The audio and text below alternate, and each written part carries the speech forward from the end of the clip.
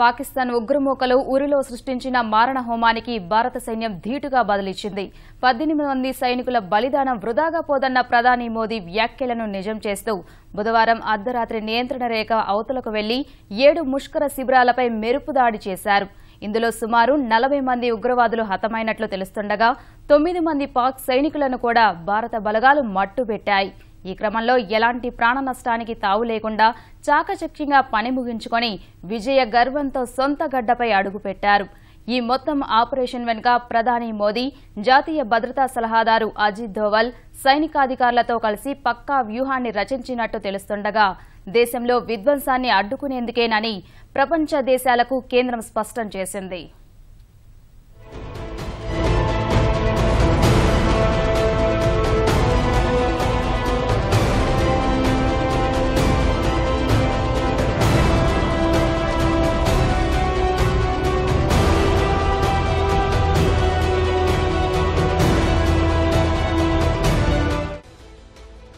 ప్రత్యక్ష పోరులో ఘోర పరాజయం పాలై ఉగ్రవాద రూపంలో దశాబ్దాలుగా దొంగదెబ్బ తీస్తున్న పాకిస్తాన్కు భారత్ గట్టి బుద్ధి చెప్పింది. ఉగ్రవాదం ముసుగులో చేస్తున్న దాడులకు మూల్యం చెల్లించుకోక తప్పదని పదే పదే హెచ్చరిస్తున్నాయి. పెడచెవిన పెట్టిన పొరుగు దేశానికి గూబ గుయ్యమనేలా దీటైన బదులిచ్చింది. ఇటీవల జమ్మూ కాశ్మీర్ ఉరిలో సైనిక శిబిరాలపై ఉగ్రమూకలు జరిపిన దాడిలో 18 మంది ప్రాణాలు కోల్పోవడంపై 125 కోట్ల భారతీయుల్లో ఎగిసిన ప్రతీకార జ్వాల తాలూకు సెగ నక్కజిత్తుల పాక్ నాయకత్వానికి తాకేలా చేసింది.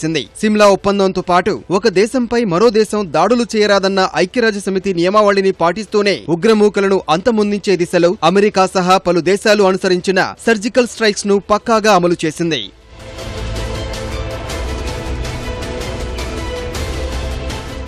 ఉగ్రమూకలను అడ్డుపెట్టుకుని పరోక్ష యుద్ధం చేస్తున్న పాకిస్తాన్ కు బుద్ధి చెప్పేందుకు సైన్యం పకడ్బందీ వ్యూహాన్ని అమలు చేసింది. ఉరి ఉగ్రదాడి తర్వాత గత వారం రోజుల నుంచి మరింత అప్రమత్తమైన నిఘా వర్గాలు ఉగ్రవాదుల కదలికలపై పక్కా సమాచారాన్ని రాబట్టడం సహా సైనిక చర్య వ్యూహాన్ని రచించాయి. పాక్ ఆక్రమిత కశ్మీర్ లో ఉగ్రమూకల శిబిరాలను గుర్తించగా ఉరి దాడికి పాక్ మూల్యం చెల్లించుకోక తప్పదన్న ప్రభుత్వ పెద్దల సందేశంతో సైన్యం దాడికి రంగం సిద్ధం చేసుకుంది. బుధవారం సాయంత్రం త్రివిధ దళాల అధిపతులతో చర్చించిన రక్షణ మంత్రి మనోహర్ పారికర్ తర్వాత ప్రధాని మోదీని కలిసి పరిస్థితిని వివరించారు. ముందు జాగ్రత్త చర్యలన్నింటినీ తీసుకున్న సైన్యం సుశిక్షితులైన కమాండోలను రంగంలోకి దించింది. బుధవారం అర్ధరాత్రి 12:30 గంటల సమయంలో తక్కువ ఎత్తులో ఎగిరే హెలికాప్టర్లు నియంత్రణ రేఖకు సమీపంలో కమాండోలను దించగా పదాతి దళాలతో కలిసి నియంత్రణ రేఖ అవతలకు చేరుకున్నాయి. అధునాతన పరికరాలు, భారీ తుపాకులను వెంట తీసుకువెళ్లిన బలగాలు చీకట్లో కదలికలను గుర్తించే థర్మల్ ఇమేజర్లు, హై మాస్క్డ్ లైట్లు, డ్రోన్లను ఉపయోగించాయి. పీఓకేలోకి 3 కిలోమీటర్ల మేర చొచ్చుకు వెళ్లి ముందే లక్ష్యంగా నిర్దేశించుకున్న ముష్కర శిబిరాలపై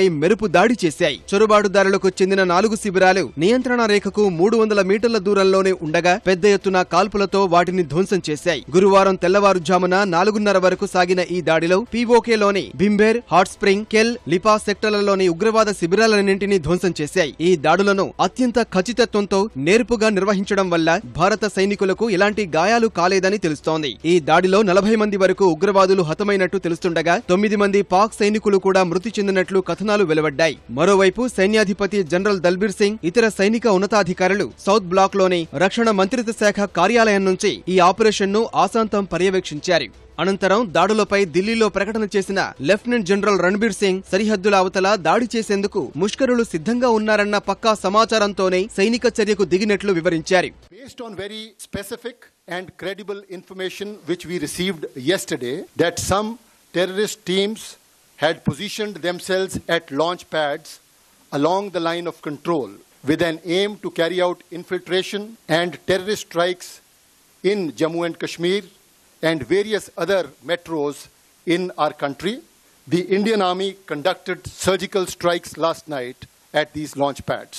The operations were basically focused to ensure that these terrorists do not succeed in their design of infiltration and carrying out destruction and endangering the lives of citizens of our country. During these counter-terrorist operations, significant casualties have been caused to the terrorists and those who are trying to support them.